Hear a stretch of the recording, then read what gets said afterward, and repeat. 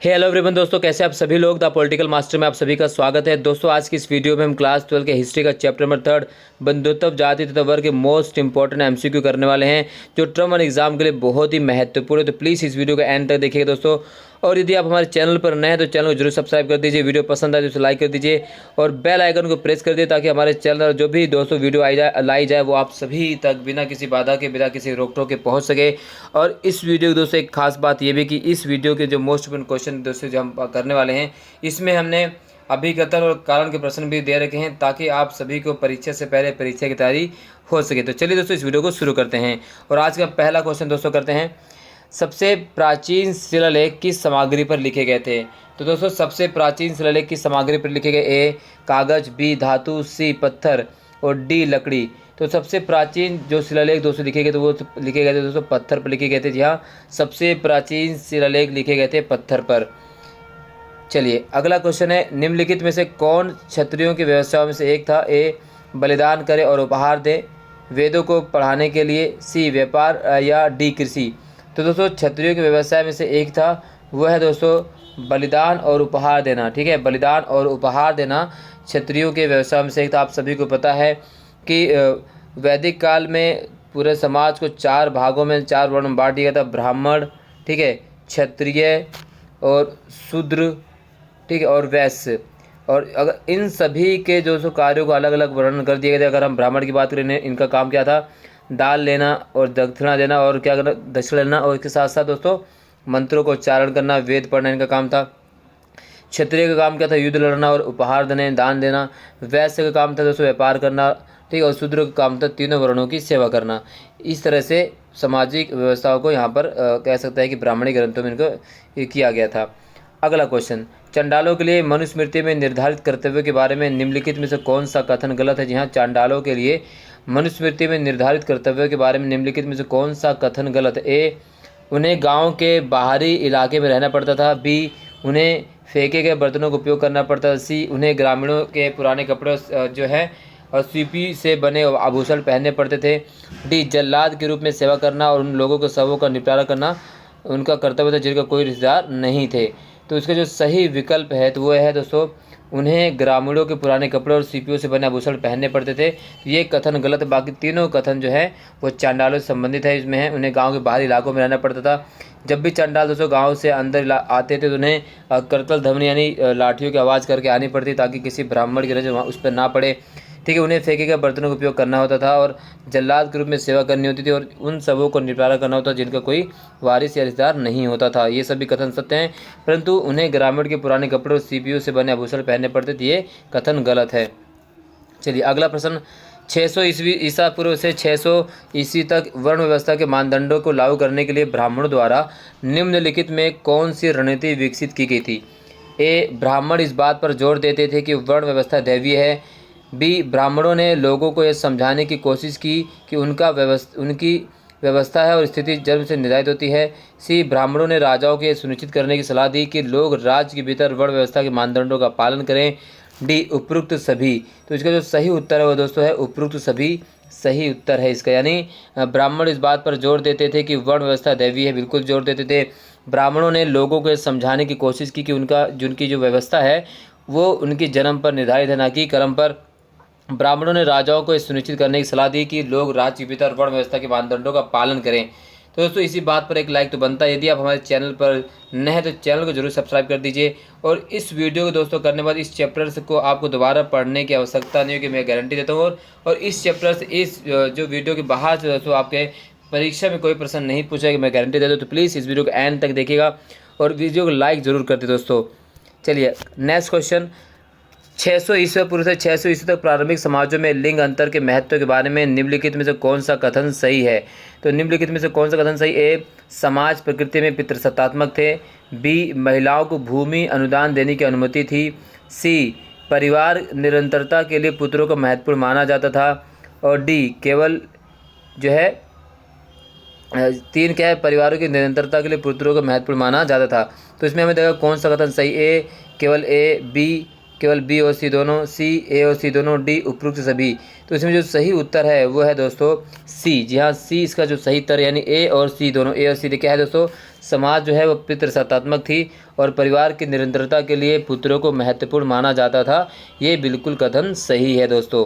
तो इसका जो सही उत्तर है वो ए और सी। चलिए प्रश्न नंबर 6, किस प्रकार के विवाह में एक महिला के कई पति होते थे? ए सगोत्र विवाह, बी बहिर्विवाह। यहाँ लगना दोस्तों ये क्या है? बहिर्विवाह। ठीक है, बहिर्विवाह जो है, ठीक है। सी बहुविवाह, डी बहुपतित्व है। तो जिसमें दोस्तों किस प्रकार विवाह में एक महिला के कई पति होते, वो है डी बहुपतित्व विवाह में एक महिला के कई पति होते थे। ठीक है, आप सभी को पता है द्रौपदी के कई पति थे। चलिए मध्य एशिया शकों को ब्राह्मणों द्वारा क्या माना जाता था? तो मध्य एशिया शकों को ब्राह्मणों द्वारा जो माना जाता है उसका नाम दोस्तों वह है मलेच्छ, यानी मध्य एशिया शायद शकों को ब्राह्मण मलेच्छ मानते थे। सी इसका सही उत्तर है। प्रश्न नंबर 8, लगभग 1000 ईसा पूर्व के बाद ब्राह्मणवादी प्रथा के तहत गोत्र के संदर्भ में लोगों के वर्गीकरण के बारे में निम्नलिखित में से कौन सा कथन सही है? तो कौन सा कथन सही है? शादी के बाद महिलाओं से अपेक्षा की जाती थी कि वह अपने पिता के गोत्र को छोड़ दें। बी, वे अपने पति के गोत्र को अपना लें। सी, एक और महत्वपूर्ण नियम यह था कि एक ही गोत्र के सदस्य शादी नहीं कर सकते। डी, उपरोक्त सभी। तो इसका जो सही उत्तर है वह दोस्तों उपरोक्त सभी, यानी डी इसका सही उत्तर है। यानी शादी के बाद महिलाओं से अपेक्षा की जाती थी कि वे अपने पिता के गोत्र को छोड़ दीजिए। हाँ, और क्योंकि महिलाएं शादी के बाद पिता के गोत्र को त्याग कर पति के गोत्र को अपनाती थी, वे अपने पति के गोत्र को अपनाने वाले थे। बिल्कुल ठीक। वे एक और महत्वपूर्ण यह नियम था कि एक ही गोत्र के सदस्य जो है आपस में विवाह नहीं कर सकते, क्योंकि एक ही ऋषि मुनि के वंशज माने जाते थे। तो दोस्तों इस वीडियो के अगर जो इम्पोर्टेंट क्वेश्चन की जो PDF है अगर इसको चाहिए तो आप हमारे टेलीग्राम पे फॉलो कर सकते हैं। द पॉलिटिकल मास्टर हमारे टेलीग्राम चैनल का नाम है, तो प्लीज़ हमें वहाँ फॉलो कीजिए और चैनल को जरूर सपोर्ट कीजिए दोस्तों। चलिए नेक्स्ट क्वेश्चन, महाभारत की मूल कहानी किसके द्वारा रची गई थी? तो महाभारत की जो मूल कहानी रची गई थी, ए ब्राह्मण के द्वारा, बी क्षत्रिय, सी सूत और डी कोई भी नहीं। तो दोस्तों महाभारत की जो मूल कहानी थी वो रची गई थी किसके द्वारा? सूत के द्वारा। जी हाँ, सूत, जिसे दोस्तों अगर भाट सारथी भी कहते हैं। क्या कहते हैं? भाट सारथी। ठीक है, तो महाभारत की कहानी सूत या भाट सारथी द्वारा रचित थी। जी हाँ, इसका जो सही उत्तर वो है सी। चलिए नेक्स्ट क्वेश्चन, प्रश्न नंबर 10, V.S. सुधांकर की टीम का उद्देश्य क्या था? ए महाभारत का आलोचनात्मक संस्करण तैयार करना, बी महाभारत का अंग्रेजी में अनुवाद करना, सी मनुस्मृति का आलोचनात्मक संस्करण तैयार करना, डी तमिल में मनुस्मृति का अनुवाद करना। तो दोस्तों V.S. सुधांकर की टीम का उद्देश्य क्या था? तो V.S. सुधांकर की टीम का उद्देश्य था महाभारत का आलोचनात्मक संस्करण तैयार करना। ये इसका सही उत्तर है दोस्तों। प्रश्न नंबर 11, हस्तिनापुर नामक गांव की खुदाई किसने की थी? तो हस्तिनापुर नामक गांव की खुदाई किसने की? A B Lal, B Chakravarti, C William Smith और डी अलेक्जेंडर कनिंघम। तो हस्तिनापुर नामक गांव खुदाई दोस्तों की थी बी लाल, यानी ए इसका सही उत्तर है। इसी बात पर दोस्तों एक लाइक तो बनता ही है। और इस वीडियो में दोस्तों मैं आप सभी से आशा करता हूँ कि आप कम से कम 500 लाइक ज़रूर करेंगे। और क्योंकि दोस्तों आप सपोर्ट करेंगे तो दोस्तों हमारा जो मनोबल है वो काफ़ी बढ़ेगा और हम इसी तरीके से दोस्तों आपके लिए इम्पोर्टेंट जो है क्वेश्चंस, इम्पोर्टेंट वीडियो लाते रहेंगे तत्परता के साथ। चलिए, महाभारत की मुख्य कथा का संबंध किससे? ए आम जीवन से, बी कौरव और पांडवों से, सी मनुस्मृति से, डी कोई नहीं। तो महाभारत की जो मुख्य कथा का संबंध इससे वो किससे दोस्तों? कौरव और पांडवों से ही महाभारत की मुख्य कथा का संबंध है। अगला, धर्मसूत्र और धर्मशास्त्रों में कुल कितने प्रकार की विवाह को स्वीकृति दी गई है? तो धर्मसूत्र और धर्मशास्त्रों में दोस्तों कुल 8 प्रकार की विवाह की स्वीकृति दी। कितने प्रकार की? कुल 8 प्रकार की विवाह को स्वीकृति दी गई है। चलिए अगला प्रश्न है दोस्तों, पुत्र क्यों महत्वपूर्ण होते थे? पिता की संपत्ति को संभालने के लिए, राज्य की रक्षा के लिए, सी पितृवंश को आगे बढ़ाने के लिए, डी उपयुक्त में से कोई भी नहीं। तो पुत्र क्यों महत्वपूर्ण होते थे? वो है दोस्तों इसलिए होते क्योंकि पितृवंश को आगे बढ़ाने के लिए। सी इसका सही उत्तर है। अगला प्रश्न दोस्तों, किन राजाओं के नाम से प्रतीत होता कि माताएं महत्वपूर्ण होती थी? ए कौरवों से, बी मौर्य से, सी सातवाहन से, डी कोई नहीं। तो उस राजा के नाम से जो जिससे प्रतीत होता कि माताएं महत्वपूर्ण होती वो है सातवाहन।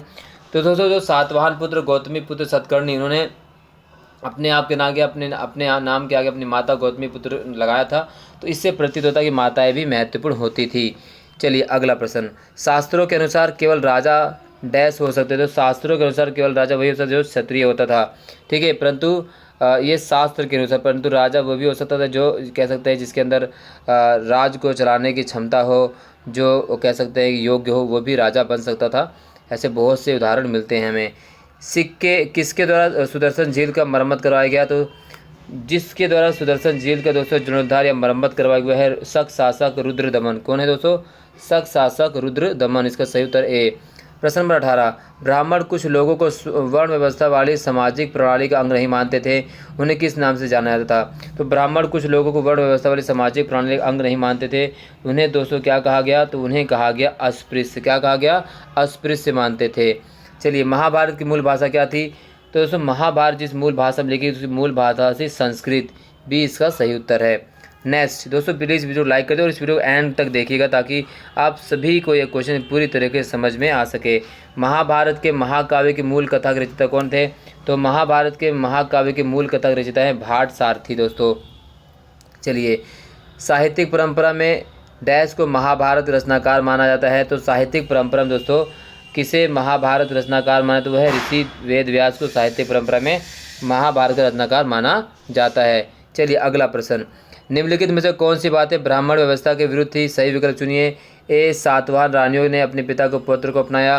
बी, कई शासक परिवार ब्राह्मण अथवा वैश्य भी थे। सी, जाति से बाहर विवाह होते थे।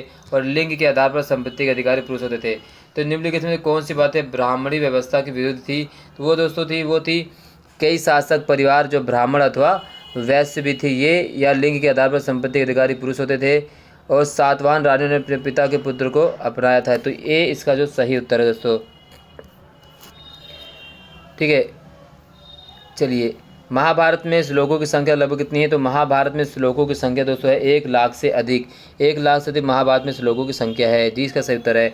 24वां है महाभारत में युद्ध में विजय। तो महाभारत दोस्तों अगर हम महाभारत युद्ध की बात करें तो महाभारत में जो युद्ध था किसका? कौरवों और पांडवों के बीच।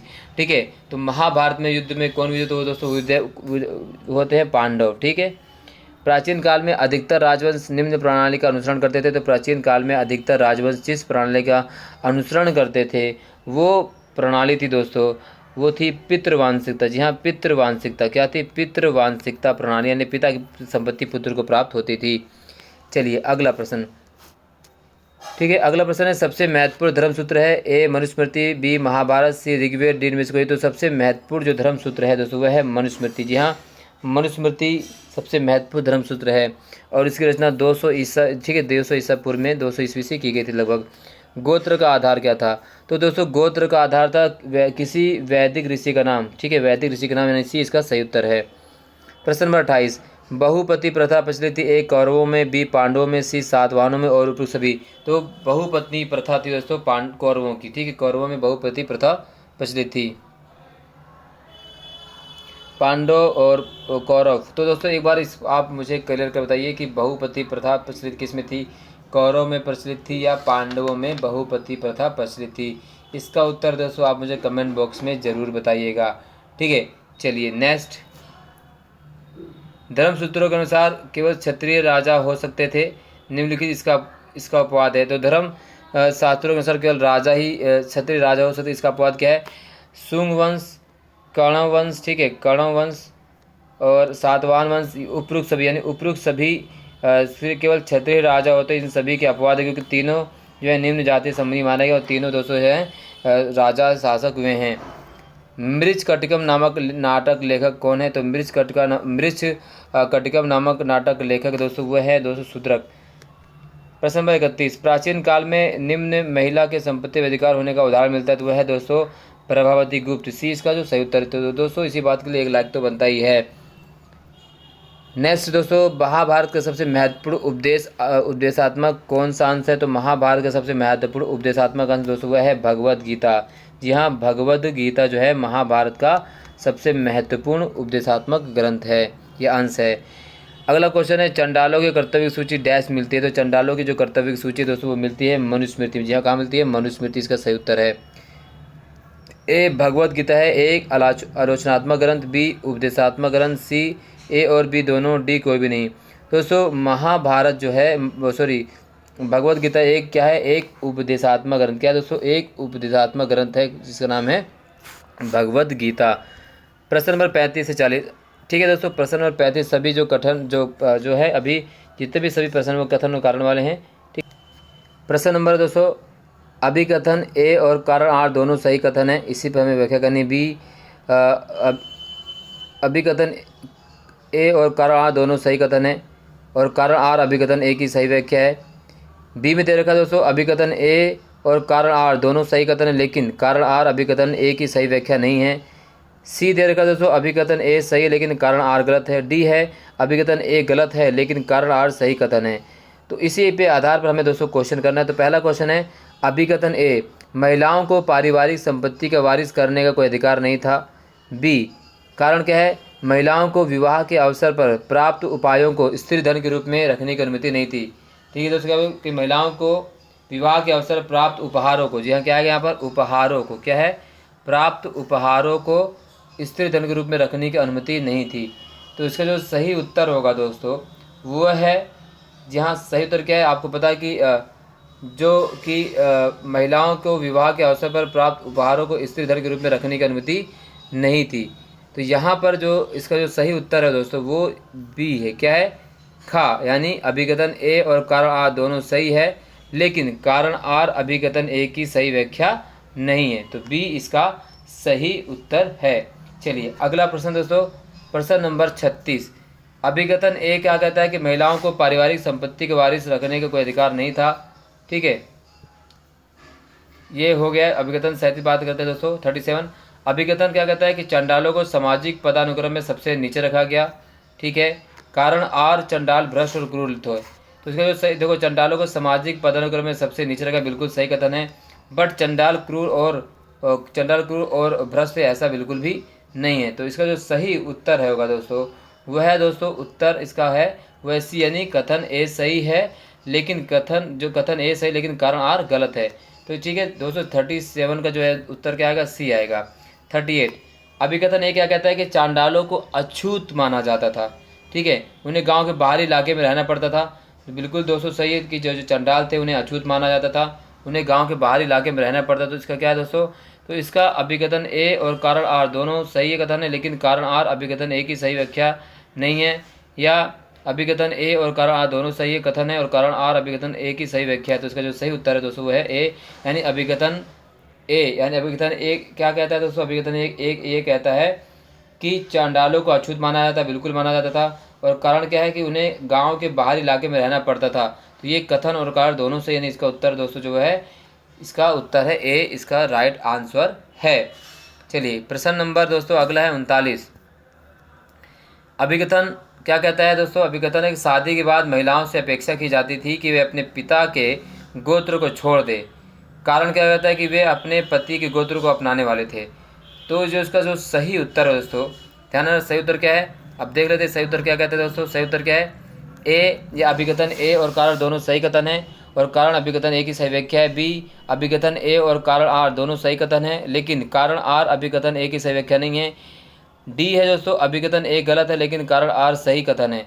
तो इसका जो सही विकल्प होगा दोस्तों वो होगा खा, यानी अभिकथन ए। अभिकथन ए क्या कहता है, अभिकथन ए कहता है कि शादी के बाद महिलाओं से अपेक्षा की जाती थी कि वे अपने पिता के गोत्र को छोड़ दे, बिल्कुल ठीक है। और कारण क्या है दोस्तों, कारण आर क्या कहता है, अभिकथन ए की सही व्याख्या नहीं है। तो कारण आर जो है अभिकथन ए की सही व्याख्या नहीं, तो इसका उत्तर क्या होगा दोस्तों, बी इसका राइट आंसर है। चलिए अगला क्वेश्चन है दोस्तों, प्रश्न नंबर जो है 40। अभिकथन ए क्या कहता है, अभिकथन ए कहता है कि आदि पुराण की एक कहानी में द्रोणाचार्य ने एकलव्य को अपने छात्र के रूप में लेने से इनकार कर दिया। कारण एकलव्य द्रोणाचार्य के शत्रु का पुत्र था। दोस्तों आप सभी को पता है कि आदि पुराण की एक कहानी में द्रोणाचार्य ने एकलव्य को अपने छात्र के रूप में लेने से इनकार कर दिया था, बिल्कुल कथन सही है। बट कारण एकलव्य द्रोणाचार्य की शत्रु का पुत्र ही था, कारण बिल्कुल गलत है। तो इसका जो सही उत्तर होगा दोस्तों वो आप सभी पता चलेगा। सही उत्तर क्या होगा दोस्तों, इसका सही जो उत्तर है वो है सी, यानी अभिकथन ए सही है लेकिन कारण आर गलत है। क्लियर, अभिकथन ए सही किंतु कारण आर गलत है। चलिए अगला क्वेश्चन दोस्तों, प्रश्न नंबर जब क्वेश्चन की बात करते हैं, ठीक है। चलिए नेक्स्ट क्वेश्चन है क्वेश्चन नंबर 41। क्वेश्चन नंबर 41 क्या है कि अभिकथन क्या है कि पुरुषों और महिलाओं के बीच सामाजिक अंतर मौजूद थे। कारण पुरुषों और महिलाओं दोनों के लिए संस्थानों तक, यानी क्या है संस्थानों तक, एक बार क्या लिखा गया मिस प्रिंट हो गया, क्या आप दोस्तों आएगा संस्थानों तक। जी हाँ संस्थानों तक क्या कहता है, कहता है कि पुरुषों और महिलाओं के बीच सामाजिक अंतर मौजूद थे। ठीक है, ये क्या है पुरुषों और महिलाओं के बीच सामाजिक अंतर मौजूद है, बिल्कुल ठीक है। कारण क्या कहता है कि कारण कहता है कि पुरुषों और महिलाओं दोनों के लिए संसाधनों तक पहुंच में, यहाँ क्या है, संसाधनों तक पहुंच में अंतर के कारण, ठीक है, अंतर के कारण क्या कहता है, सामाजिक मतभेद तेज हो गए। तो अंतर के कारण सामाजिक मतभेद तेज हो गए। तो इसका जो सही उत्तर होगा दोस्तों, इसका जो सही उत्तर वो है कथन का, यानी ए इसका जो सही उत्तर होगा। ए का मतलब यानी अभिकथन ए और कारण ए दोनों सही कथन है, और कारण आर अभिकथन ए की सही व्याख्या है। क्लियर। अभिकथन 42 क्या पूछता है, अभिकथन ए क्या पूछता है कि महाकाव्य महाभारत में कौरव और पांडव के बीच युद्ध हुआ था। बिल्कुल। कारण क्या है, युधिष्ठिर पासा के खेल में दुर्योधन से हार गए। युधिष्ठिर जो है पासा के खेल में दुर्योधन से हार गए। तो उसका जो सही कथन है वो है दोस्तों खा। क्या इसका सही उत्तर हो, खा सही उत्तर है। यानी क्या कहता है, ये दोनों अभिकथन ए और कारण आर सही बयान है, लेकिन कारण आर अभिकथन का सही स्पष्टीकरण नहीं है। तो इसका जो उत्तर होगा दोस्तों खा हो। क्या होगा, 42वें का खा उत्तर होगा दोस्तों। क्लियर। चलिए क्वेश्चन नंबर 43। अभिकथन ए क्या कहता है कि महिलाओं से अपेक्षा की जाती थी कि अपने पिता के गोत्र को छोड़ दे और शादी के बाद अपने पति के गोत्र को अपना ले। ठीक है, ये महिलाओं से अपेक्षा की जाती थी। इसके बाद क्या कहता है कि सातवाहन शासक उनसे विवाह करने वाली महिलाओं ने अपने पति के गोत्र के नाम से प्राप्त नामों को अपनाने के बजाय अपने पिता के गोत्र को बरकरार रखा। तो उसका कथन और कारण में क्या उत्तर दोस्तों, तो इसका जो उत्तर होगा वह है खा। यानी दोनों अभिकथन ए और कारण बिल्कुल सही हैं, लेकिन कारण आर अभिकथन ए का सही व्याख्या नहीं है, यानी खा इसका लास्ट वाले का उत्तर है दोस्तों, खा यानी बी। ठीक है, तो दोस्तों ये हैं इस चैप्टर के मोस्ट इंपॉर्टेंट 43 क्वेश्चन जो कथन और कारण क्वेश्चन के साथ है दोस्तों। इसके अलावा दोस्तों हमारे चैनल द पॉलिटिकल मास्टर तो इसी तरह इंपॉर्टेंट वीडियो लगातार लाइव है क्लास 10 क्लास 12 के लेकर सभी बच्चों को लेकर, ताकि आप सभी लोग जो टर्म वन एग्जाम हो उसमें बहुत ही अच्छे नंबर से ना पास हो, बल्कि पास होने के साथ आपकी समझ भी विकसित हो, बेस मजबूत हो। तो प्लीज़ हमारे चैनल को सपोर्ट कीजिए, और इस क्वेश्चन संबंधी अगर कोई भी आपका डाउट है तो प्लीज़ कमेंट बॉक्स में ज़रूर पूछे और सभी का उत्तर दिया जाएगा। हमें सपोर्ट करने के लिए बहुत बहुत धन्यवाद, और एक बार फिर से आप सभी को तहे दिल से शुक्रिया कि आपने इस वीडियो को लास्ट तक देखा। जय हिंद दोस्तों, मिलते हैं नेक्स्ट वीडियो के साथ, तब तक के लिए आप पढ़ाई करते रहिए।